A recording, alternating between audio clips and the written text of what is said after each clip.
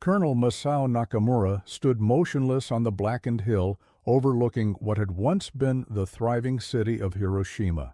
The date was August 10, 1945, just 4 days after an American B-29 bomber had released a single bomb over the city center. What Colonel Nakamura witnessed that morning defied 20 years of military training and indoctrination about Japan's invincibility. Where a bustling metropolis of 350,000 souls had stood just days before, now stretched a flattened, charred wasteland extending for miles in every direction. The acrid smell of burning filled his nostrils as dust particles danced in the morning sunlight. His hands trembled slightly as he lowered his binoculars. "Impossible," he whispered, though no one was close enough to hear. "One bomb cannot do this." But the evidence before his eyes told a different story, one that the Japanese High Command had been desperately trying to deny since the first reports had reached Tokyo. The Americans had indeed created a weapon of unimaginable destructive power, and the implications were too horrifying to contemplate. As a senior military intelligence officer dispatched to assess the damage, Colonel Nakamura had arrived expecting to document conventional bombing damage, perhaps exaggerated by local officials. Instead, he found himself standing at the precipice of a new era, one in which Japan's carefully constructed narratives of national strength and inevitable victory had been vaporized as completely as the buildings of Hiroshima. The colonel's military-issue notebook remained unopened in his pocket. There were no words to describe what lay before him, no military assessment protocol that could categorize such complete devastation. In that moment, Masao Nakamura understood that he had been lied to about everything, about Japan's technological prowess, about American capabilities, and about the very nature of this war they had been fighting since 1941. The roots of Japan's fatal miscalculation stretched back decades before the bombing of Hiroshima. Since the Meiji Restoration in 1868, Japan had embarked on an ambitious program of industrialization and militarization, determined to match and eventually surpass Western powers. By the early 20th century, victories against China and Russia had fueled a national mythology of Japanese exceptionalism and military superiority. State-controlled media and education systems carefully cultivated an image of the Japanese spirit as unconquerable, of Western powers as decadent and weak, and of Japan's divine destiny to rule Asia. This narrative intensified during the 1930s as Japan expanded its empire across China and Southeast Asia. Military leaders like General Hideki Tojo promoted the concept of Hako-ichu, the idea that the 8 corners of the world should be united under Japanese rule. School children recited daily pledges to the emperor and studied textbooks depicting Americans as physically weak, morally corrupt, and technologically dependent. Military training manuals emphasized the superior fighting spirit of Japanese soldiers, who were taught that surrender was the ultimate dishonor. This carefully constructed worldview created a dangerous echo chamber within Japanese military leadership. By 1944, as American forces advanced across the Pacific, contradictory intelligence about American industrial capacity was frequently dismissed or minimized. Reports that the United States was producing 1 new aircraft carrier per month were deemed enemy propaganda by naval intelligence officers. The reality that American shipyards were launching almost 7 escort carriers and 1 fleet carrier monthly was considered mathematically impossible. Statistical comparisons between nations revealed the magnitude of Japan's miscalculation. In 1941, the year Japan attacked Pearl Harbor, the United States produced 296,000 motor vehicles. Japan produced 32,000. American steel production that same year reached 75 million tons, while Japan's peaked at 6.8 million. Perhaps most tellingly, the United States had an oil production capacity of 1,400,000,000 barrels annually, while Japan had virtually none, relying entirely on captured resources and dwindling stockpiles. These numbers represented more than abstract statistics. They reflected the fundamental industrial capacity that would determine the war's outcome. Yet Japan's military leadership, bolstered by decades of ideological certainty and insulated from contradictory information, continued to believe that spiritual strength and fighting spirit could overcome material disadvantages. This dangerous disconnect between perception and reality reached its apotheosis in the final months of the war, as American B-29 bombers conducted increasingly devastating raids on Japanese cities, and reports began to circulate about a revolutionary new weapon being developed in the deserts of New Mexico. The first hints of America's atomic program reached Japanese intelligence as early as 1943 through diplomatic channels in neutral countries. These reports described an enormous scientific undertaking employing thousands of researchers across multiple secret facilities. Lieutenant General Seizo Arisue, head of military intelligence, received a detailed report in February 1944 suggesting that the Americans were attempting to harness nuclear energy as a weapon. The report was filed away as speculative science fiction and technically unfeasible, as physicist Yoshio Nishina, Japan's leading nuclear scientist, had concluded in 1940 that developing an atomic bomb would require industrial resources far beyond Japan's capabilities. Military leaders assumed the same limitations must apply to America. This fatal error of projection, assuming your enemy faces the same constraints as you, would be repeated throughout the war's final years. By April 1945, with American forces fighting on Okinawa, just 350 miles from the Japanese mainland, more concrete intelligence about the Manhattan Project reached Tokyo through Japanese diplomats in Sweden. The report explicitly warned of an imminent atomic weapon test and suggested the weapon might be used against Japan by summer. Vice Admiral Sokichi Takagi, one of the few senior officers to take the threat seriously, presented the findings to the Supreme Council for the direction of the war. His concerns were summarily dismissed by Army Minister Korichika Anami, who declared, "The Americans may have vast resources of material, but such a weapon violates the fundamental laws of physics. Our own scientists have deemed it impossible." Anami's dismissal reflected a deeper pattern within Japanese leadership, a tendency to reject intelligence that contradicted established beliefs about American capabilities and limitations. This pattern would continue even after the first atomic bomb fell on Hiroshima. On July 16, 1945, when the Trinity test successfully detonated the world's first nuclear device in the New Mexico desert, Japanese intelligence intercepted increased encrypted communications between Los Alamos and Washington. Analysts noted the unusual pattern, but could not decipher the content. 3 weeks later, on August 6th, a single B-29 bomber named Enola Gay dropped the uranium bomb nicknamed Little Boy on Hiroshima. Within hours, confused reports reached Tokyo describing unprecedented destruction from a single bomb. Military headquarters initially classified these accounts as exaggerations from panicked local officials. The preliminary report stated only that Hiroshima has suffered substantial damage from a special type of bomb.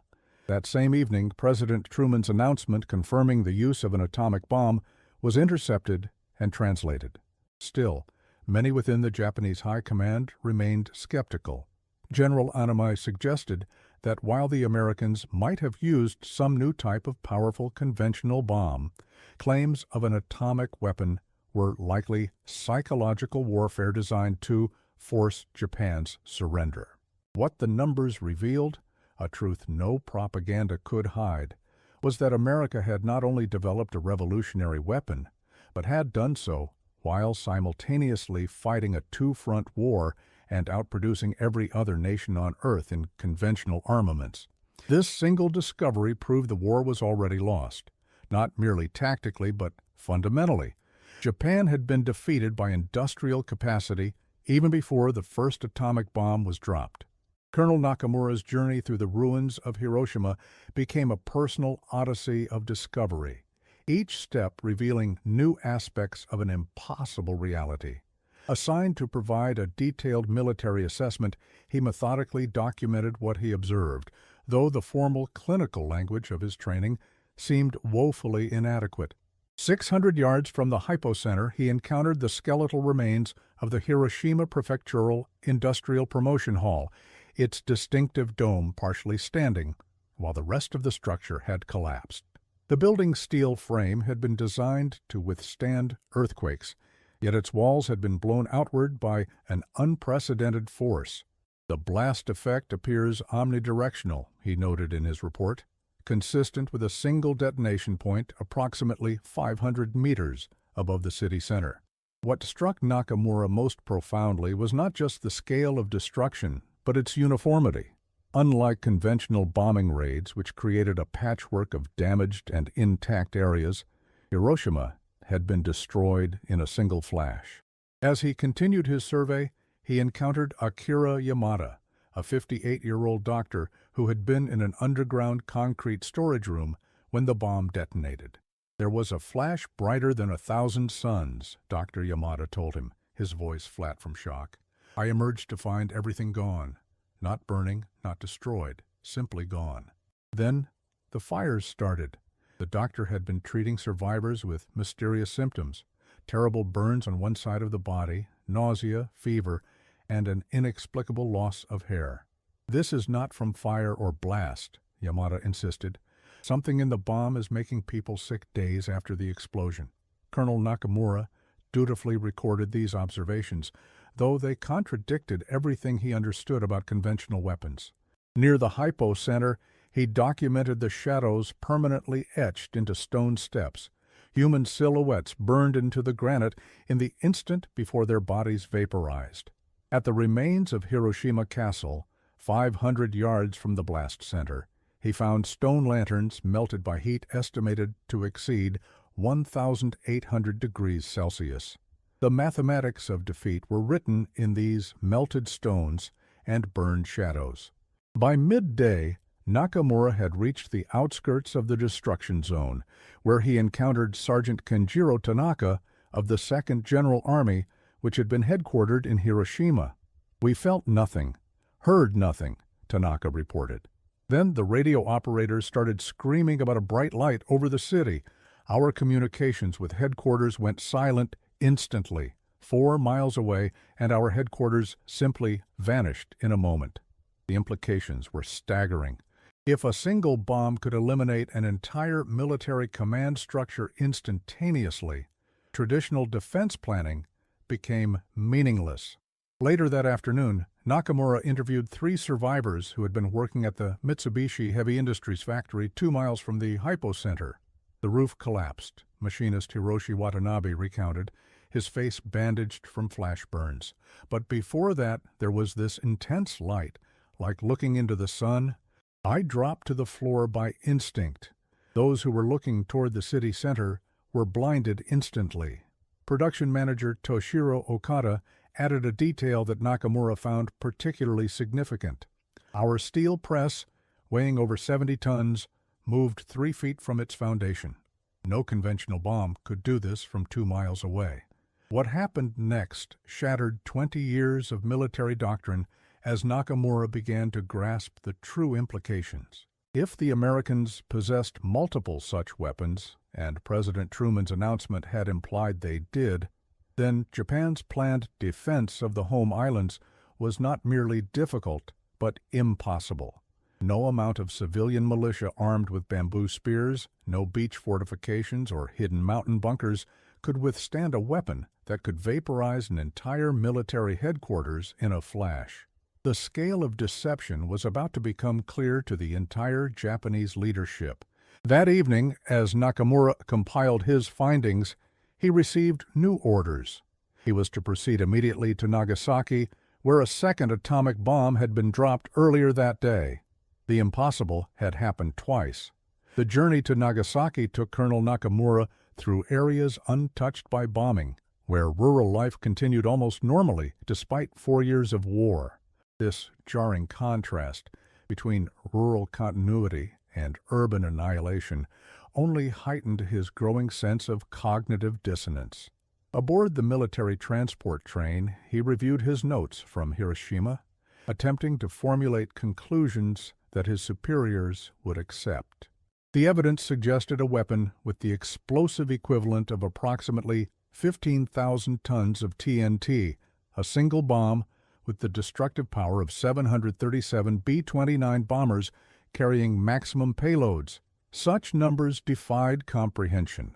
The technical achievement required to create such a weapon spoke to an industrial and scientific capacity that Japan's leadership had consistently underestimated. Arriving in Nagasaki on August 12th, Nakamura found a scene both similar to and different from Hiroshima.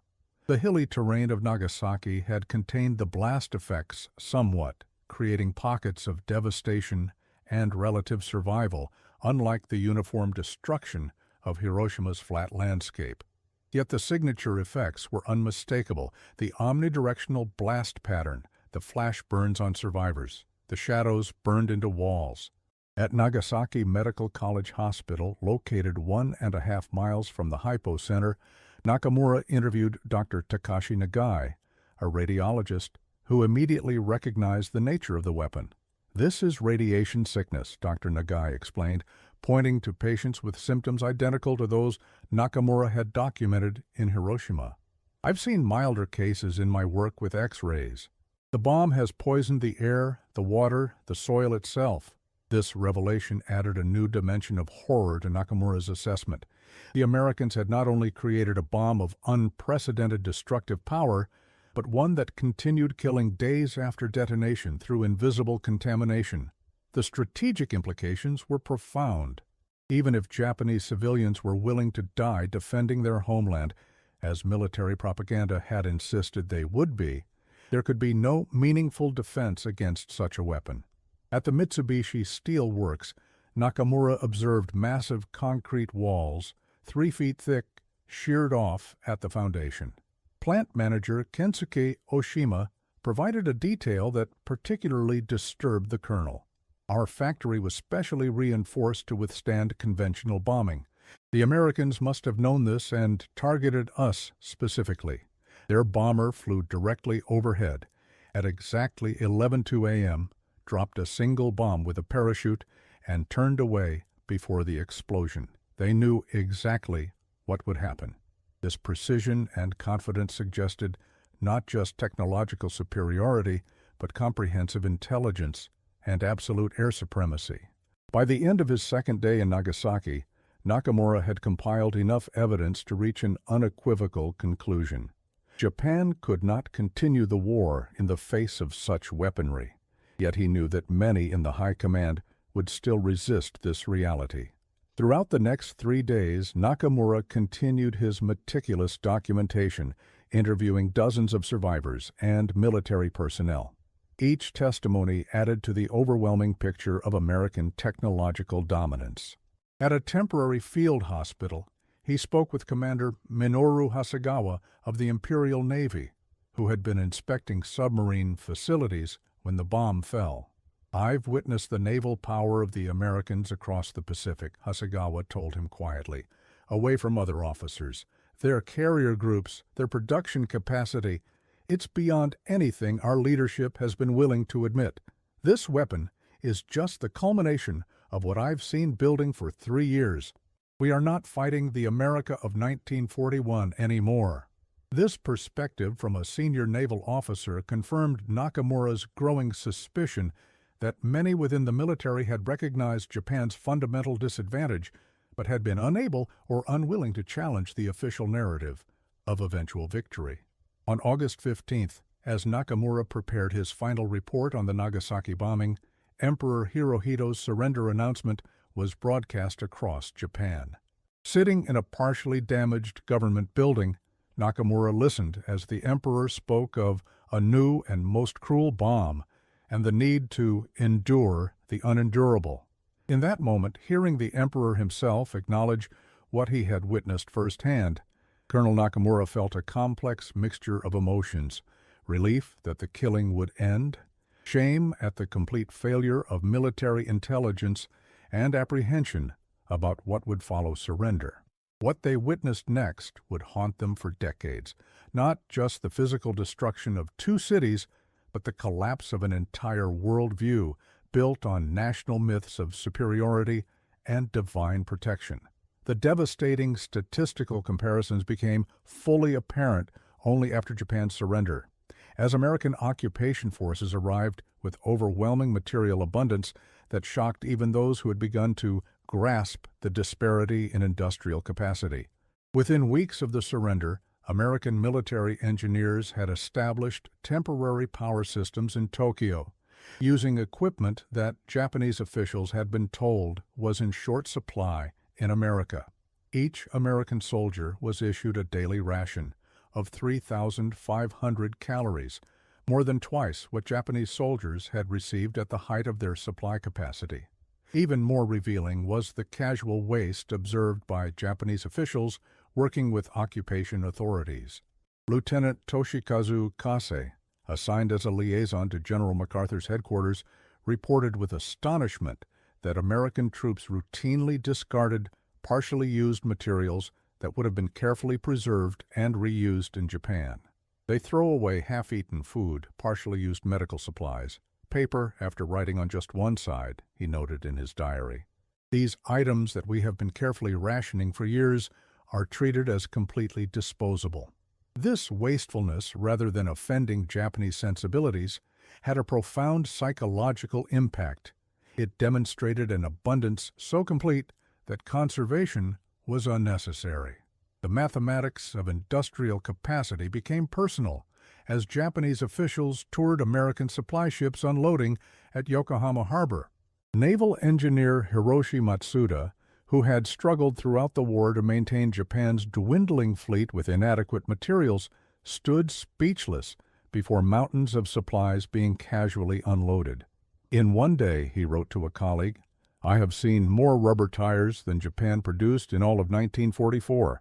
They have so many vehicles that they are simply parked in rows extending beyond sight, with no particular concern for their use or maintenance."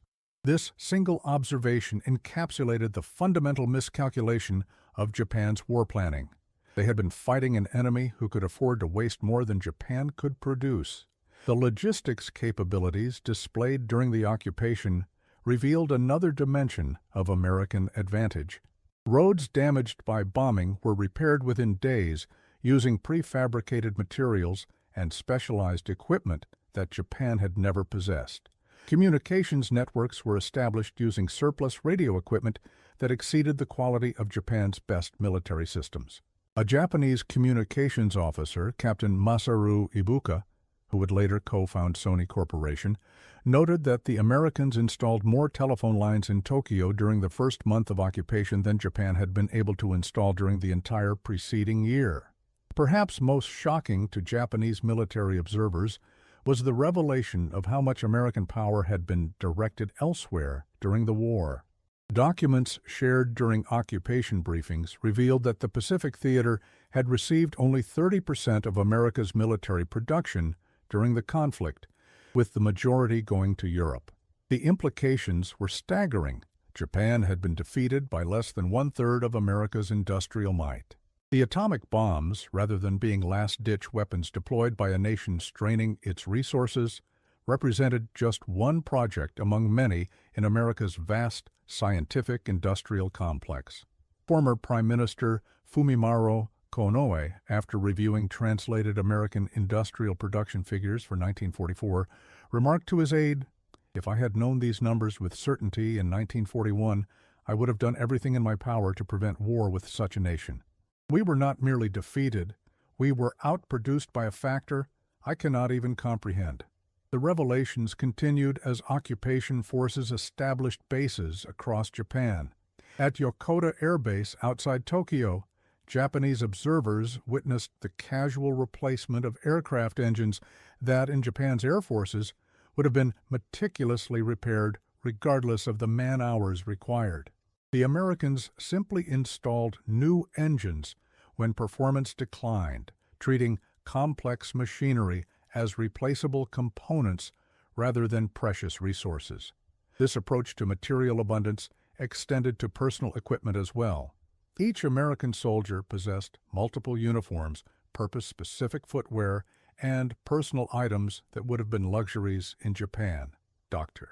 Michihiko Hachiya, director of the Hiroshima Communications Hospital, noted in his diary, "The average American occupation soldier appears better equipped than our highest-ranking officers. Their everyday items, wristwatches, cigarette lighters, fountain pens, are of a quality that only the wealthiest Japanese could have obtained before the war, and even then with difficulty." These observations, multiplied across thousands of interactions between Japanese officials and occupation personnel, created a comprehensive picture of an industrial disparity far greater than Japan's leadership had been willing to acknowledge throughout the conflict. The collective weight of this evidence, from the atomic devastation of two cities to the casual abundance of occupation forces, shattered the foundational myths that had sustained Japan's war effort. They had been fighting an enemy whose true capabilities had been systematically underestimated and misrepresented at every level of Japanese society.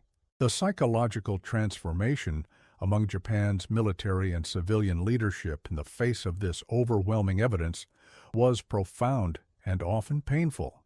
Many experienced what psychiatrists would later identify as cognitive dissonance, the mental stress of holding contradictory beliefs simultaneously. The need to reconcile decades of indoctrination about Japanese superiority with the irrefutable evidence of American industrial and technological dominance created a psychological crisis for many in positions of authority. Major General Masakazu Amano, who had served on the Imperial General Staff, described this process in a private memoir written in 1947. "For months after surrender, I would wake in the night with my mind racing, attempting to reconstruct the war without the distortions we had accepted as truth. How had we convinced ourselves that spiritual strength could overcome material advantages of such magnitude?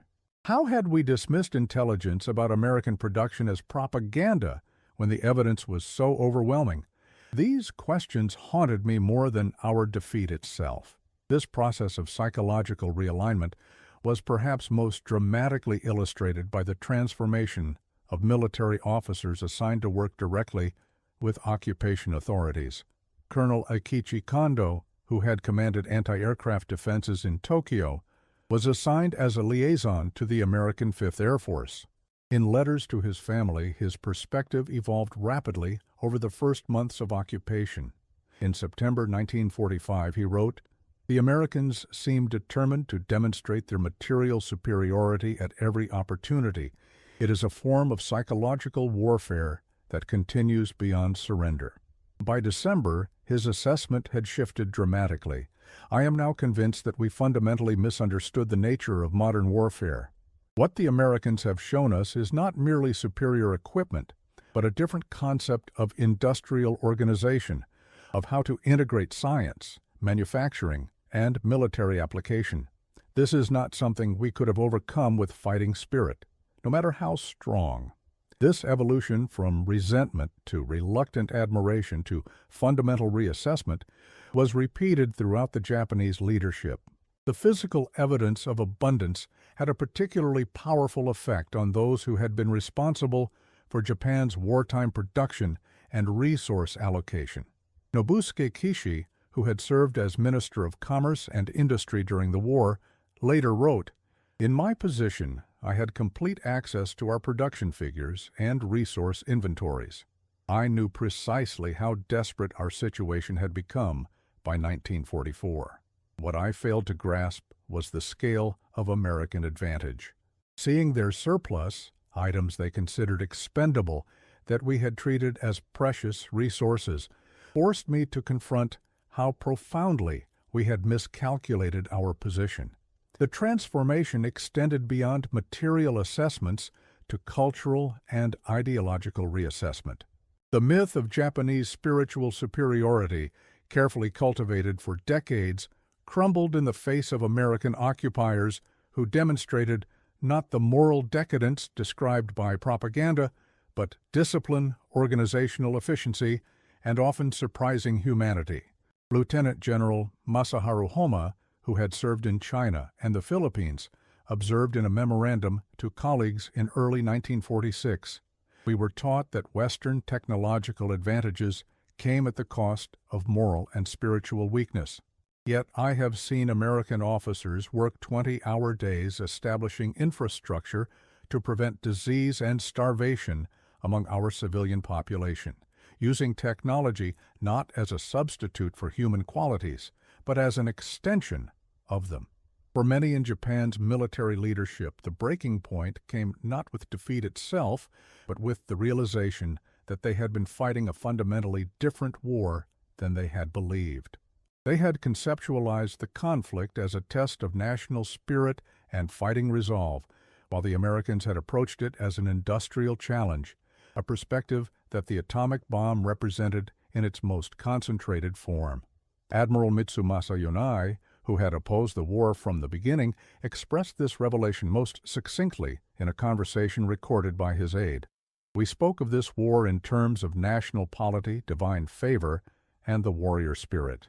The Americans spoke of production quotas, resource allocation, and scientific advancement. It is now clear which approach modern warfare rewards." This fundamental reassessment created the psychological foundation for Japan's remarkable post-war transformation. Having witnessed the devastating consequences of technological and industrial inferiority, many former military officers became leading advocates for Japan's economic and industrial development. Men who had once commanded destroyers and infantry divisions redirected their disciplined focus toward rebuilding Japan's manufacturing base and technological capabilities.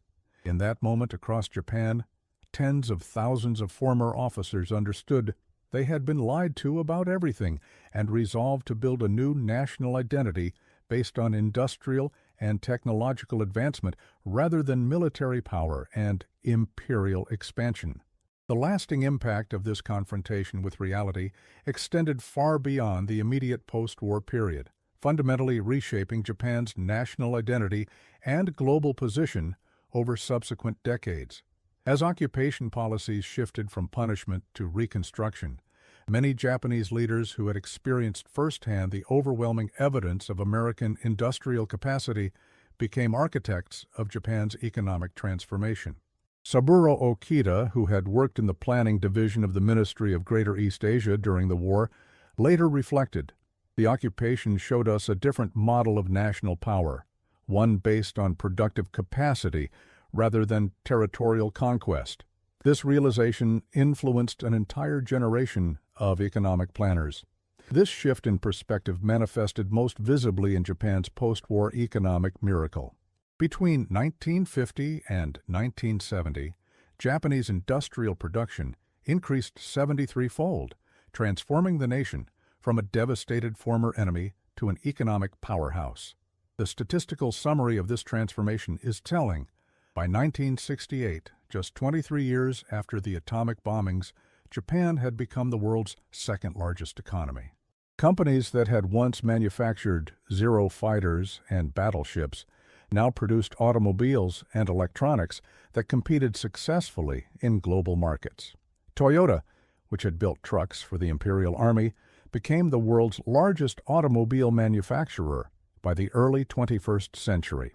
This economic transformation was fueled in part by a national determination never again to fall behind technologically, a direct response to the traumatic revelation of American industrial superiority.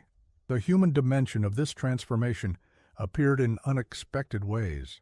Thousands of Japanese students who came of age during the occupation pursued technical education with remarkable intensity, often explicitly motivated by what they had witnessed as children. Akio Morita, co-founder of Sony Corporation, later wrote that watching American technicians casually repair complex equipment with abundant spare parts had shaped his understanding of what modern industry could achieve. They treated technology as something to be continuously improved and replaced, not preserved and repaired, he observed. This fundamental difference in perspective helped me understand how to build a competitive electronics company. Perhaps the most profound irony emerged in the transfer of knowledge between former enemies. American experts sent to help rebuild Japan's infrastructure often found themselves impressed by the speed with which Japanese engineers adapted and improved upon their techniques. General Douglas MacArthur, who had overseen the occupation, noted in his memoirs that many American advisors had arrived expecting to teach, but departed having learned as well.